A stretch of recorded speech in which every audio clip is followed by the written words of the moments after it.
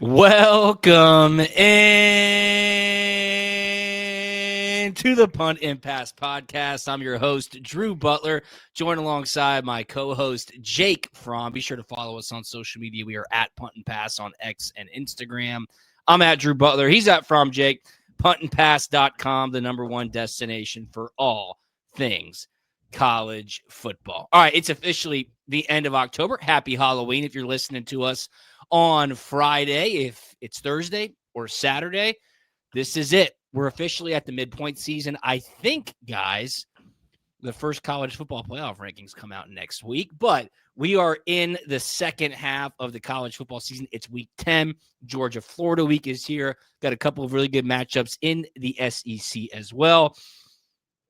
As we started to do, we'll check in on Georgia Tech, preview their game at NC State this weekend. And news broke today. We taped these on Wednesday nights. News broke late this afternoon. That's like catnip for podcasters. It's from a certain state of Louisiana. A governor made some comments. It's about the head coach or the former head coach or the future head coach and the athletic director. We've got the clip. We'll break it all down. It is incredible. Jake Fromm, how are you, my man? Yeah, there's some tea there. And you read my mind as well. As you were giving the intro, man, I was logging in over here on the computer, and I was looking up when the first college football rankings come out. Okay. Tuesday, November 4th. Okay, so here we go. Get geared up. Get ready. We are almost there to start talking about some absolute chaos. Good games this weekend. Can't wait to dive in and talk about it. You know, I saw a tweet today, and I wish I had it pulled up, but it was from the preseason. And it was one of those funny tweets where it said, like, I swear if my wife asks me to do something on November 1st, she's got something crazy. She's thinking crazy. Yeah. And it was this weekend's slate of games. Yeah. And in the preseason, it was Ohio State, Penn State, 1 versus 3. Now Penn State's out. Ohio State's a 21-point favorite. It was Georgia versus Florida. Florida was in the top 15. Now Florida's, out of the top 25. They don't have a head coach. It was all these top tier matchups from the preseason polls where this was supposed to be like the weekend. And of course, football happens and things change, but still have a bunch of stuff to talk about. What you been up to this week? What's been going on? Man, nothing much. Been really busy. The weather's been absolutely crummy. Yeah, it's been cold tough. And wet, and the cold doesn't bother me, but man, just the cold and wet on top of each other. It feels like like a late January, February day, and it looks weird because the leaves are still on the trees. So it's time to get in the woods this weekend. Last weekend was a great weekend for it. I'm gonna try to slip away maybe Friday or Saturday morning, and we'll see if we can get lucky. Yeah. Definitely. You've been wearing your backer gear. Tell people about backer, bckr.com. What's been going on there? Perfect weather for backer gear. No, absolutely. I've actually had the rain jacket in my truck all week. That rain jacket is awesome. It's nice and easy to throw on. It fits really well. And then the zip tee is my favorite because you can wear it all the time. Wear it on the golf course. I actually showed up to our Dooley Die tournament with it on because it's just the great warm-up pump jacket. Just fits really good. Made of really good material. So I'm a big hunting gear guy, and the stuff is just really, really good. So I kind of geek out, nerd out on all that stuff, high end stuff. And I really like wearing it. If you make good stuff, man, it's so easy to wear it because you just want to. No doubt. Yeah. Check them out. bckr.com. Promo code PUNCH. You can get 13% off. How about that? Officially licensed Georgia gear. That raincoat is sick. So shout out to Corey and Backer. Hey, this episode of Punt and Pass presented by our awesome partners over at PrizePicks. Guys, it's the sports equinox. Every single sport is going on right now. There's no better time to be on PrizePicks. Why? Because they have it all. They've got it all. They'll give you more if you download the app and use the promo code PUNT, P-U-N-T, PUNT. You play your first $5 entry, you get $50 instantly, win or lose. $50 instantly, win or lose. The holidays are almost here. Tell your friends to sign up. Hand them a $5 bill. Say, put your first entry in. Boom. They get $50. The DB3 piece is coming up, and the NFL free-to-play contest is back once again this weekend. Follow them on social media at PrizePicks. They're giving away boatloads of money. Truly, boatloads of money, and it's free to play. PrizePicks is the best. They've got it all right there for you. Download the PrizePicks app. Use the promo code PUNT when you play your first $5 entry. You get $50 instantly, win or lose. The DB3 piece coming up this weekend. It is going to hit. I've got it mid-show for you. I know you want it. Shout out to PrizePicks. Today's episode of Punt and Pass is brought to you by Humberto Injury Law. If you've been hurt in an accident and need a team that fights for you like they fight on the field, Humberto Injury Law is here for you. Humberto and his team know what it takes to win, and they'll stand by your side every step of the way. They've done it for me. That's why they are proud partners of Punt and Pass. They've done it for me. They can do it for you. That weather you talked about, Jake, it's crazy out there. If you get in an accident, personal injury, workers' comp, mi amigo Humberto is your amigo too. HumbertoInjuryLaw.com, 770-888-8901, 770-888-8901. Well, the Great Migration is happening down to Florida's Jacksonville, the north coast of Florida, the first coast, and, of course, the Golden Isles of Georgia. Frat Beach will be rocking this weekend. St. Simon's is getting taken over as well. I don't know if Savannah gets as much, Jake. You might know better than I do, but it's a special weekend. When I was in school, it was always fall break. Is it still fall break at Georgia? You might know. Friday, you never had class, so all the students would leave like Wednesday evening, Thursday morning, get down there, set up shop, get ready for Georgia-Florida weekend, which is officially here. Yeah, I was actually asking our babysitter kind of how the class schedule worked out. I know for sure they have Friday off. I cannot remember if Thursday is off. And if Thursday is not off, I think it just becomes off because probably none of the students show up to class. Sure. Anyway, because they're all heading down there. So my question for you is, Drew, like, have you ever, on the outside of things, ever kind of partaken in any of that? Like, I always hear about it and see videos and see all the evidence, but I've, just never, it was just never in the cards, I guess, for me to go down there and hang out. I haven't done it yet. I've mentioned this a bunch of times in the past, but I've always been involved in Danny Warfel's Desire Cup, which is an awesome fundraiser. All the bigwigs go down there. I, of course, am not a bigwig. I'm talking Herschel Walker. Coach Dooley was always there. Rest in peace. Greeny, Stinchcomb. Laura Rutledge was always the host. She probably is still because SEC Nation's always down there. They get all the big-time Florida and Georgia guys. And they do a Ryder Cup style golf tournament on Friday. It's a blast. Oh, cool. They raise a ton of money. I don't know if I've ever told you the Tim Tebow story. I can give it to you right now. But I would always go down there Thursday, do the gala Thursday night, play golf Friday, and then I'd come home on Friday evening and just relax and hang out on Saturday and not deal with all the craziness. But knowing me, Jake, and you know me, I like a cold beer. I like a cocktail. I love football. If anybody's got some activities that they want to invite us to, I'm always on the take, man. I could get down there in a hurry, but I have not done it, and I've not gone to the game since I played in it. Yeah, I definitely have not gone to a game. This will be my first fall being able to, but I don't know, man. I just remember the first time ever showing up for this game and crossing the bridge. And as soon as you cross over the bridge and kind of get to where the stadium's at, it's just absolute chaos. Oh, for sure. I mean, it looks like a county fair is going on. It's just red and blue tents everywhere, and it's just a big old party, man. It's special for sure. I mean, I grew up in Atlanta, of course, hating Florida. I hate Tech more. I think that's pretty publicly known, but so many guys on the team at Georgia are from Florida and vice versa. I'll tell you this Tebow story real quick, though. He always comes to Danny's event. He admires Danny because Danny was the man when Tim was growing up. So Tim Tebow, for as much flack as he might get from Georgia fans, he is a legend. Like, I call you A-lister. No. I mean that. I do mean that. Jake Fromm's A-list. Tebow is like another stratosphere celebrity for obvious reasons, right? So he comes down and he always just challenges, or even a more harsh adjective would be he essentially directs the big money people in the room to open up their pocketbooks and support Danny Warfel and Desire Street Ministries, which of course they do. So he comes in and he's there for like 15 minutes because he's got all these commitments to do, of course, around that weekend. And he takes the microphone, and, Tebow could take the microphone for 5 minutes and make you want to run through a brick wall. I mean, he has got a gift of motivational speaking, and that's evidenced through all of his speeches and pregame speeches and press conferences. He takes the microphone, Jake, and he's bragging on Danny. Danny Warfel's the nicest guy in the world. I'll just go ahead and say that right now. The work he does with Desire Street Ministries is absolutely incredible. And he's like, look, you're here to support Danny. We all love Georgia. We love Florida. We love this cause.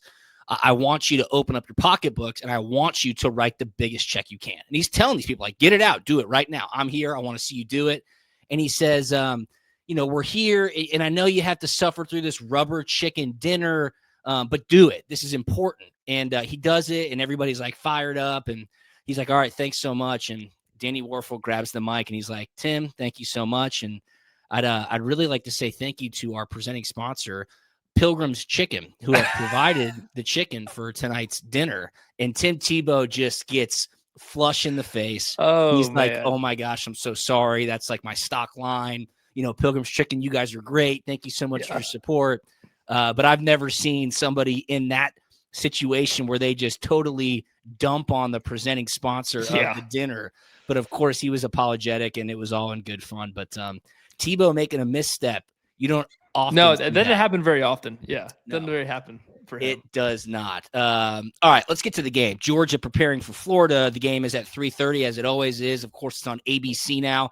Joe Tessitore in the booth with Jordan Rogers, Katie George. It should be an incredible matchup. All the history, the rivalry, the pageantry. It's the world's largest outdoor cocktail party. As I just said, Jake, a lot of reasons to make this game special. One of them being that so many of the guys are either from Georgia and they play for Florida, or they're from Florida and play for Georgia. No exceptions this year. All of the added drama around Florida not having their head coach, Billy Napier, who's since been fired. Billy Gonzalez is the interim head coach. Well, Georgia running back Chauncey Bowens is from Florida. He was asked this week in the press conference, why'd you choose Georgia over Florida?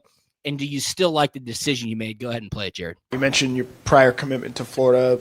What was the differentiator for you, and ultimately why you picked Georgia, and how do you feel about that decision at this point in time? Just the legacy, that Georgia running backs have. Obviously, we have a great lineage of running backs that came through and played here. So I just wanted to be a part of that. You look at the guys that we've had come through, and it's like it's a great line, and I want to be just like them. So. Chauncey, obviously, Florida's going through a coaching change right now. I'm not sure if in season, like you said, I know you know a lot of those guys. Have you had any kind of contact with them about that? But even if not, how do you think those guys are going to respond with the change, and how they're going to come out and be ready to play? Yeah, no, I haven't had any contact with any Florida players at all. I'm not really sure on how that works, having a new coaching change or anything like that. So kind of just been focused on getting ready for this week, but I'm not sure what they're thinking. This point in the season, Chauncey, Florida's had a lot of success stopping the run. What stands out to you about the defense and the challenge you guys are going to be up against as far as trying to run the football? Yeah, we've acknowledged it. Yeah, they have a really good personnel group. They're built really well on the D-line and all the way to the cornerbacks, linebackers, everything. And it's the same thing with their offense. They're a really good team, and we know that.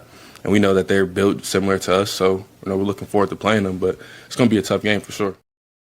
Couple things really stood out to me there. One, when he talked about the legacy at Georgia from a running back perspective, when you're recruiting, and obviously you're an impressionable high school player, you see all the guys that Georgia's put into the NFL from the running back position, that checks the box, no question.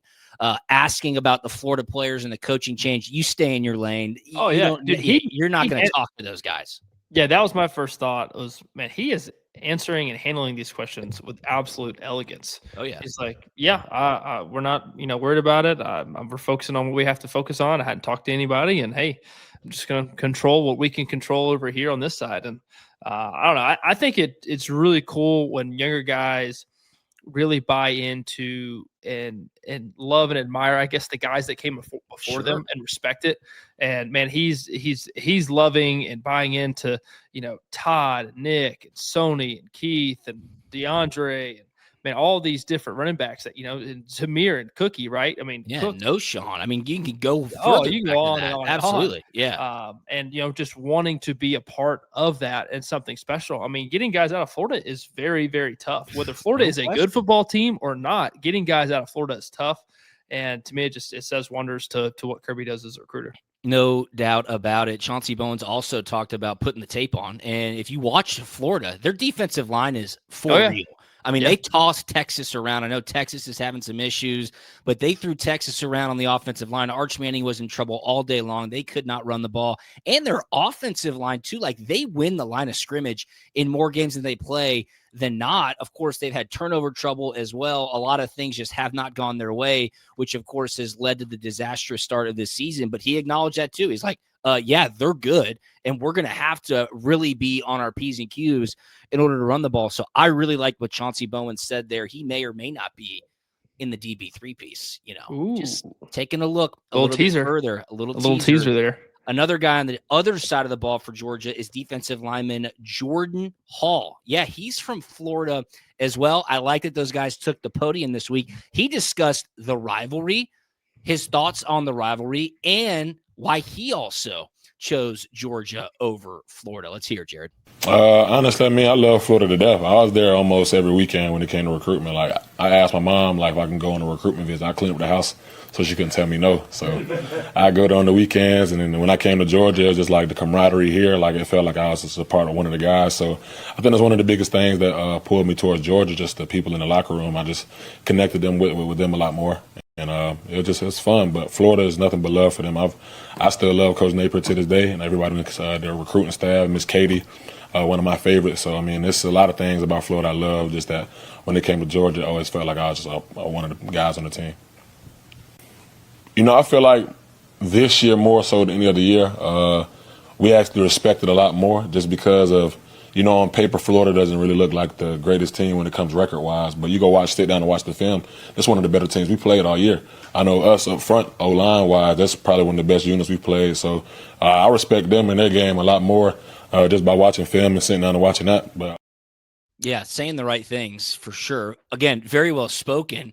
And getting these clips from UGAsports.com. Shout out to Rowdy Nabolsi. They've allowed us to pull these clips and use them on the podcast all year long from the press conferences. It's been a huge help to us, so thank you.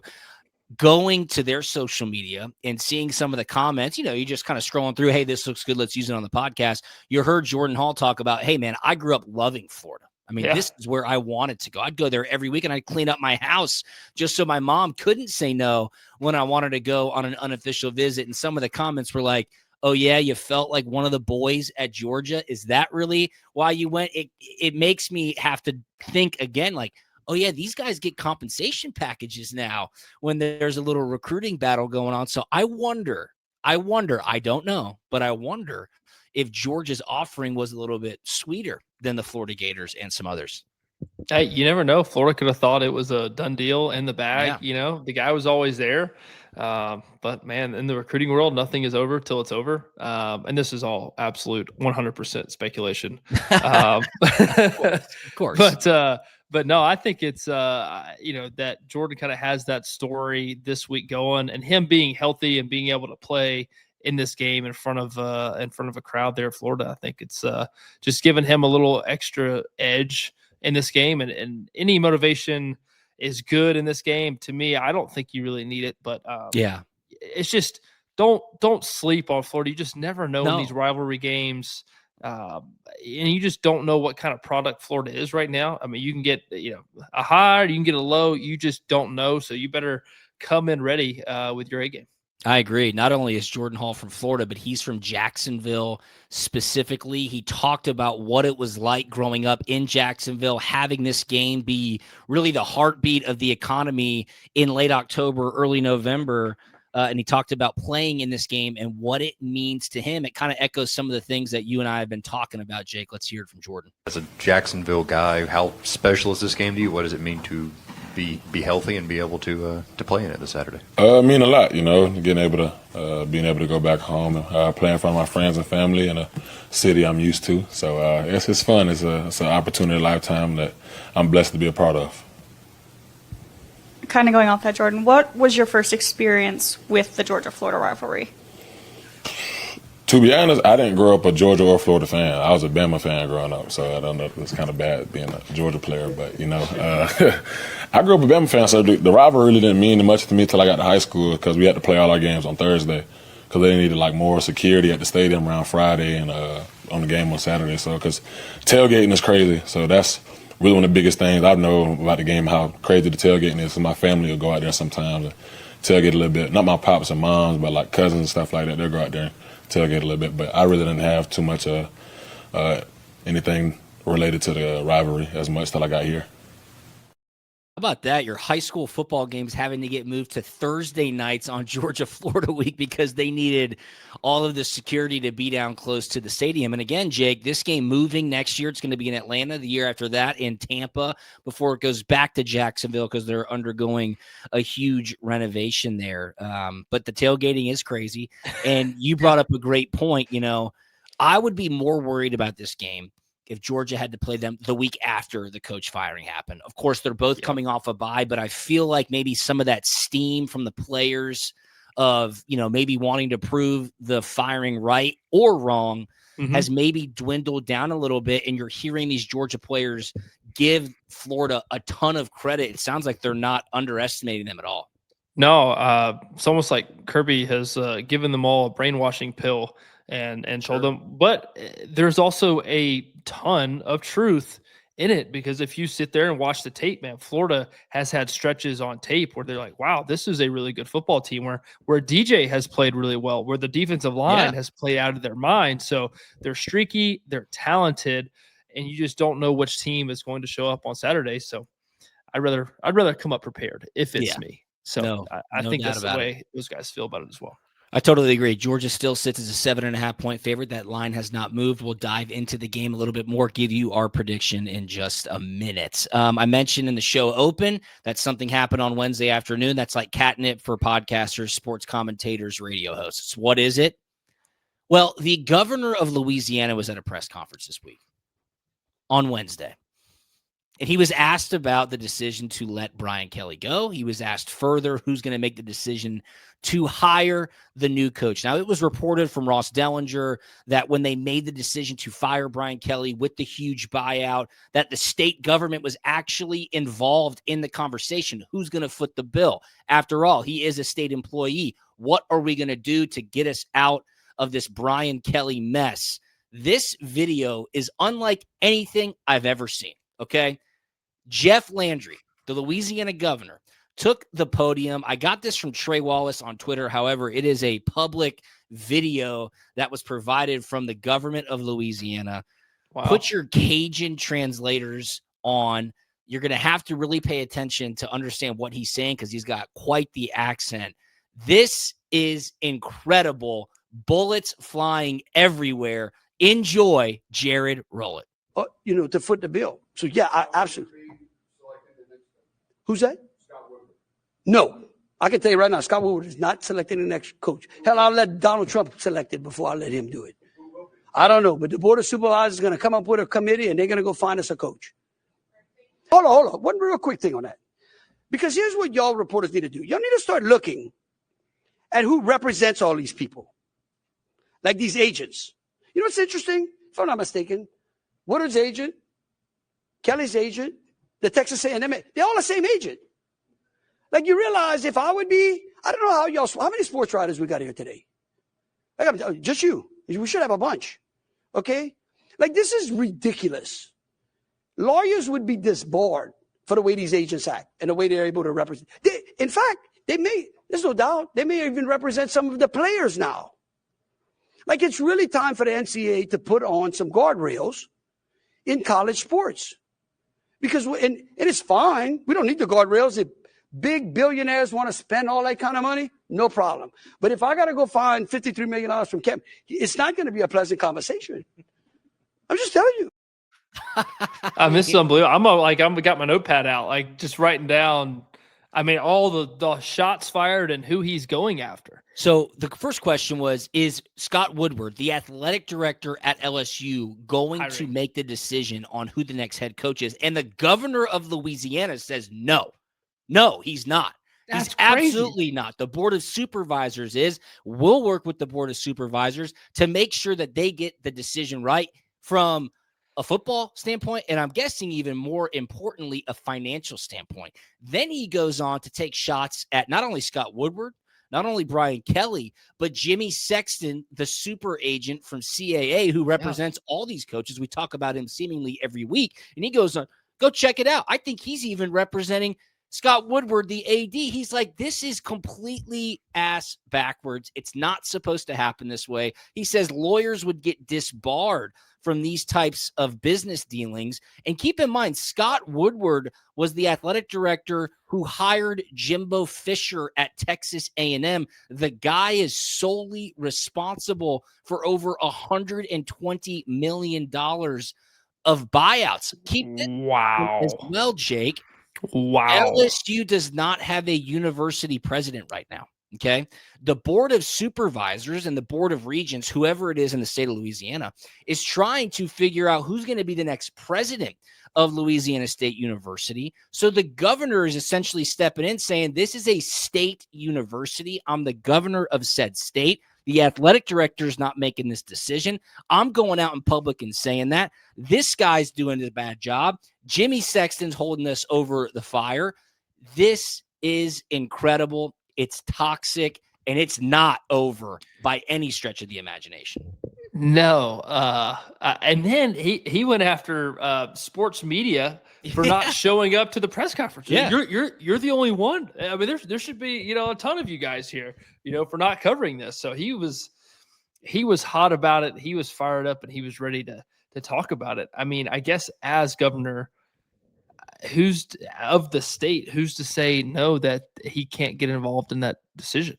Especially when there's no university president. Well, that's what I'm saying. Because of that, like, I don't know. I'm guessing, Georgia, it's the Board of Regents, which of course is appointed, I think, by the governor. And then they all report to, I would assume, Governor Kemp. I might be totally wrong, so apologies if I'm being inaccurate here. But it is a collaborative effort from the Board of Regents to make decisions that pertain to state-run universities. It was hilarious. Governor Kemp put out a tweet today, and he said, this is a Coach Kirby Smart appreciation tweet. Good luck, Governor Landry, and go Dawgs. He retweeted the video as well, saying this is insane. I don't know what they're going to do, but it is a messy, messy situation, Jake. I've never seen anything like that. Craziest thing about this is technically Jimmy Sexton is also my agent through CAA. I have CAA representation as well. So I mean, look, I don't know what to say. Sydney Lipsis, hey, she's been great. So thank you, Sydney, for everything that you do and the great folks over at CAA. But Jimmy Sexton, man, do you think he cares? Hell no. He's laughing all the way to the bank. And he has all the coaches. So he's I got you. It's a great business model, so you can't fault him for doing it. He was able to do it. It has to be some respect there on his end for being able to accomplish that. I don't know, for the system to allow that to happen, that's a different debate, but you can't blame Jimmy for it. No, not at all. This one's going to get crazy. I wonder where they go. Watch out for John Summerall. He's in the state of Louisiana right now. He's at Tulane University. Tulane's a private school, but of course it's right there in New Orleans.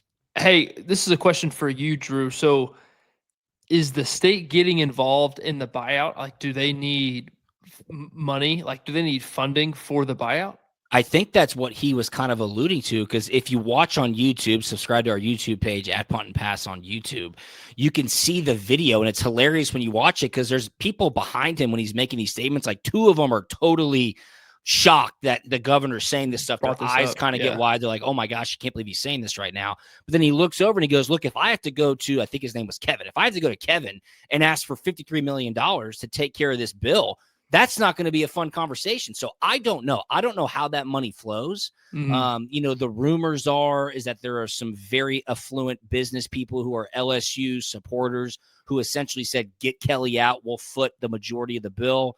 We'll try to dig up some more on those rumors, but it seems like they're going the private route to get rid of Brian Kelly, but it gets a lot more messy because, again, they don't have a university president. The governor is not happy, and it is a big job in college football. Yeah, I think it's a little muddy. Please. Yeah, just a little muddy to me getting taxpayers' dollars caught up in the middle of college football. No, to me, that's where I draw the line. About it. Real quick, Tom Fornelli at CBS Sports, he's predicting who's going to fill these coaching roles. Interestingly enough, he has Glenn Schumann going to Florida. Really? He has Florida picking off Georgia's current defensive coordinator, Glenn Schumann, so we'll watch out for that. He says he thinks John Summerall from Tulane's going to LSU. He thinks Matt Rule is going to Penn State, which is one that's certainly been talked about a lot. And then he's got Shane Beamer going to Virginia Tech. However, there's a lot of commotion on social media that says it might be James Franklin to Virginia Tech, and that could be announced here in the next week or so. So we'll keep tabs on that. Any of those surprise you, Jake? Yeah, I just, of all the the Shane Beamer head coaching talks, I feel like he's had more traction before and better years, I think, from a defensive unit to go places. So this one's kind of interesting, but I don't know. Maybe it is his time to get out of the nest and go fly on his own. So go fly on his own. Back to Vatek, where his dad, Frank Beamer, made them a national powerhouse. Hey, this episode of Punt and Pass is brought to you by Humberto Injury Law. Every week we talk about the big hits in football. Off the field, Humberto Injury Law is a team that protects you when life hits hard. If you've been injured, Humberto and his team break down every detail and fight for the best result. Visit HumbertoInjuryLaw.com and let them go to work for you. Call them 24/7, 770-888-8901. Humberto and his team are the #1 personal injury and workers' comp attorneys in Atlanta. HumbertoInjuryLaw.com. This episode of Punt and Pass also presented to you by PrizePicks. They present to you every Thursday episode of Punt and Pass. Why? Because they love college football. And when you get on PrizePicks, it's sports plus PrizePicks equals cash. And we want to help you out. So that's why I present to you the DB3 piece. Download the PrizePicks app. Use the promo code PUNT when you play your first $5 entry. You get $50 instantly in your account, win or lose. And the free-to-play NFL contest is back this weekend. You can win up to $1 million. That is free to play. Here comes the DB3 piece. Jake, you've got your pen out. Are you ready, my friend? I'm ready, Coach. All right, we're hitting it this weekend. Chauncey Bowens, Georgia running back, is getting in the end zone. More than a half a rushing touchdown for Chauncey Bowens. He's from Florida. He's been toting the rock. It's going to be a rock fight of a game, I think. Georgia gets one in from short yardage. Chauncey Bowens, more than a half a rushing touchdown. The next guy, he's been just a green checkbox for me on all my DB3 pieces. Ole Miss running back Keelan Lacey. More than a half a rushing or receiving touchdown. This guy has just been in the end zone all season long. Keelan Lacey, Ole Miss running back, more than a half a rushing or receiving touchdown. And we just talked about South Carolina. They are taking on Ole Miss. Lenora Sellers is going to be running for his life. Lenora Sellers, more than 28.5 rushing yards. I think he keeps them in the game. He had a good game last week against Alabama. Lenora Sellers, South Carolina quarterback, more than 28.5 rushing yards. That is your DB3 piece. Chauncey Bowens, Georgia running back, a half a rushing touchdown, more than that. Keelan Lacey, Ole Miss running back, a half a rushing or receiving touchdown, more than that. Lenora Sellers, South Carolina quarterback, more than 28.5 rushing yards. Download the PrizePicks app. Use the promo code PUNT. When you play your first $5 entry, you get $50 instantly, win or lose. Check them out at PrizePicks on social media. All right, you ready to get into these games, my friend? Yeah, let's do it, man. All right, let's start with Georgia, Florida. 5th-ranked Georgia heading down to Jacksonville to take on the Florida Gators. 3:30 on ABC. The Dogs are a 7.5-point favorite. The total is 50.5 points. I think Georgia knows who they are. And I think that based on what we heard the players talking about, they are ready to go and they fully understand the challenge that is before them. I think Georgia has just kind of gotten into a groove. I'm more worried about Mississippi State and Starkville next weekend. That is not a knock on Florida. That's more so watch out for the Mississippi State Bulldogs, especially in Starkville. I like Georgia here. I think Gunnar Stockton's been taking care of the ball so well. He came back and played well after the Alabama game, which was their loss. He's performed in the biggest spots. I think Georgia runs the ball or really makes it a concerted effort to run the ball against this great Florida defensive line. So I like Georgia here, and I'll actually lay the 7.5 points. Yeah, I'm going to agree a lot with you here, Drew. I think the bye week was really good for the Georgia football team. We talked about it kind of right after that last game that, hey, they were just a little beat up, a little unhealthy. Your starting quarterback had a little oblique issue. So just hearing it from him that, hey, the bye week happened at a really good time. So I think agreeing with you 100%, they know who they are.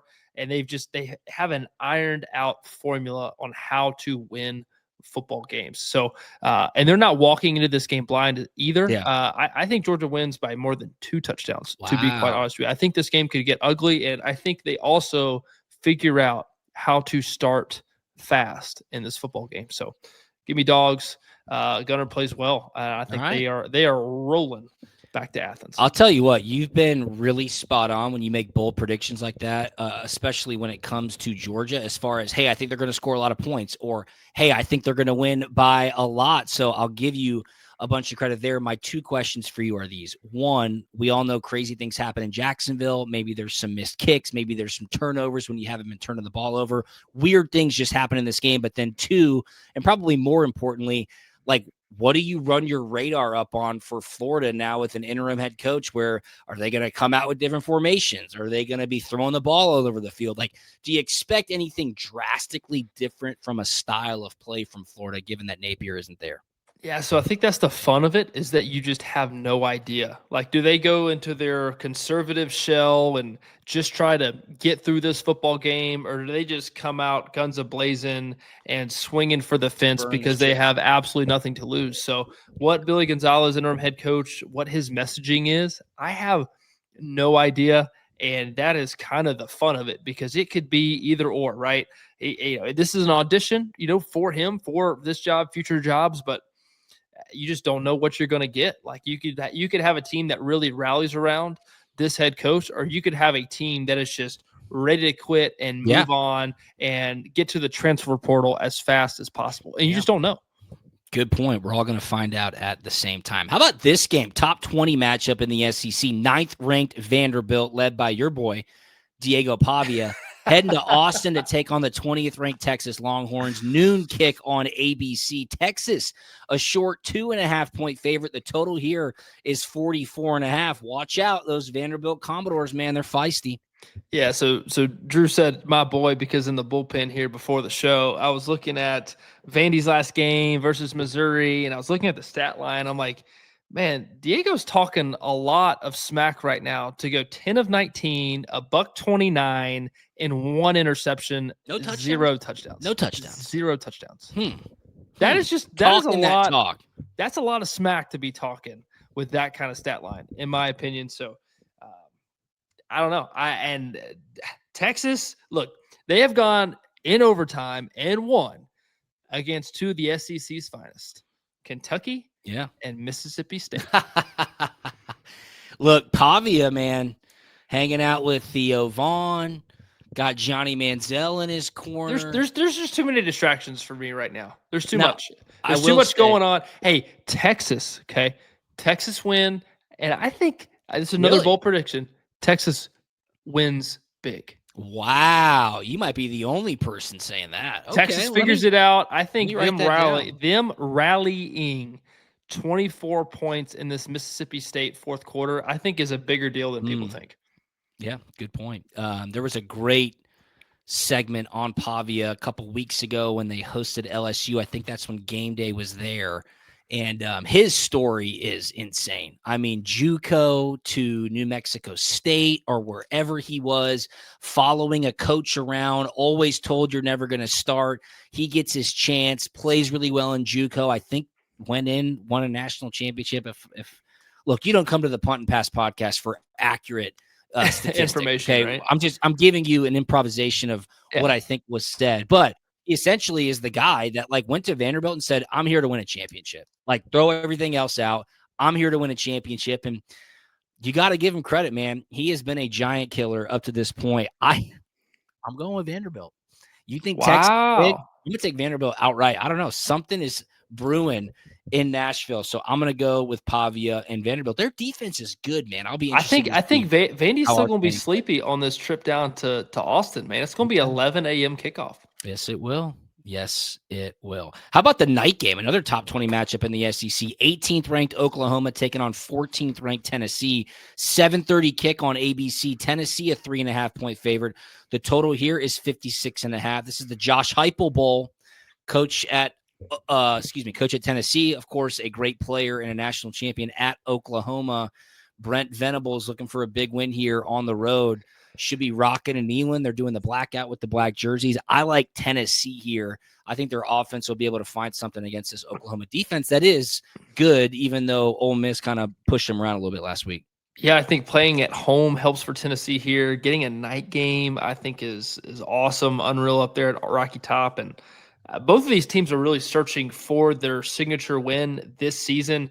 I think Tennessee is both of these teams are in a must-win spot. But I think Josh Heupel and Tennessee, I think they really, really need this win to solidify where they're at tier-wise in the SEC. And they need Heupel to pull through and win this football game. And they've been in every single game they played in. Maybe the Alabama game, the Georgia game should have won. So I really like Tennessee, Joey Aguilar. They're throwing around, doing a lot of really good things. And I just think it's their game to lose. Give me Tennessee here. Yeah, and they're pick 6 before half against Alabama. Just a total crusher. They were right back in that game. And of course, it went the other way in a hurry. We both like Tennessee there. South Carolina at 7th-ranked Ole Miss. A night game in Oxford. Lane Kiffin's happy. 7 p.m. on ESPN. Ole Miss, a big 12.5-point favorite. The total 54.5. Tennessee and Ole Miss, they look like playoff teams.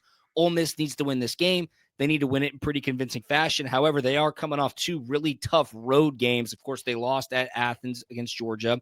They beat Oklahoma last week. Now they get to come home, kind of take a sigh of relief. Hopefully they don't take too big of a sigh because South Carolina looked decent against Alabama last week. I just don't know how South Carolina responds after the devastating loss to Alabama last week, right?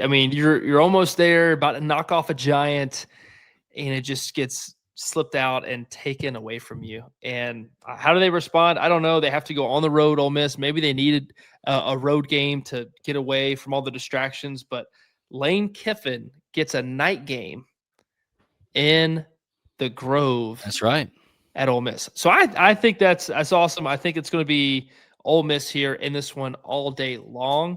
And I think they keep the Lane train rolling here. I agree. I like Ole Miss as well. And as is tradition now, first time ever in the 10-year history of Punt and Pass, let's talk Georgia Tech. The 8th-ranked Yellow Jackets are going up to Raleigh to take on NC State. It's a night game, 7:30 p.m. on ESPN2. Tech just a 5.5-point favorite. Much higher total here, 57.5 points. Look, NC State's defense is awful. Haynes King should eat. However, their offense is pretty good. Could this be the game where Tech falters? I don't think so. I like Tech. So. You do? I think so. Talk I do. To me, please. I do. I don't know. It's just something about,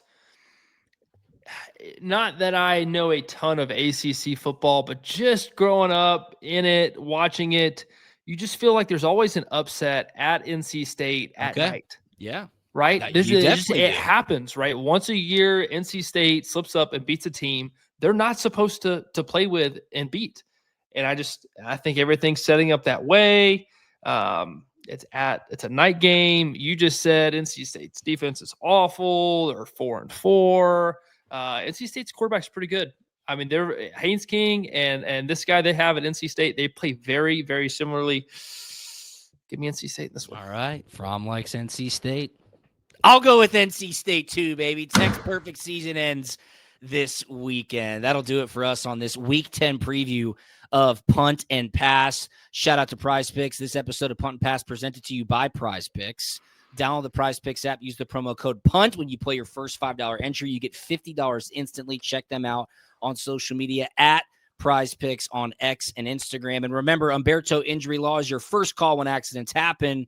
Don't wait. Visit HumbertoInjuryLaw.com today. Humberto Injury Law, protecting people, fighting for justice, winning results. 770-888-8901 to talk to the #1 personal injury and workers' comp attorney in Atlanta, HumbertoInjuryLaw.com. Follow us on social media at Punt and Pass, at Drew Butler, at From Jake. Jake, anything on the way out, my man? Yeah, if you are driving the game, please drive safe. It's crazy that weekend.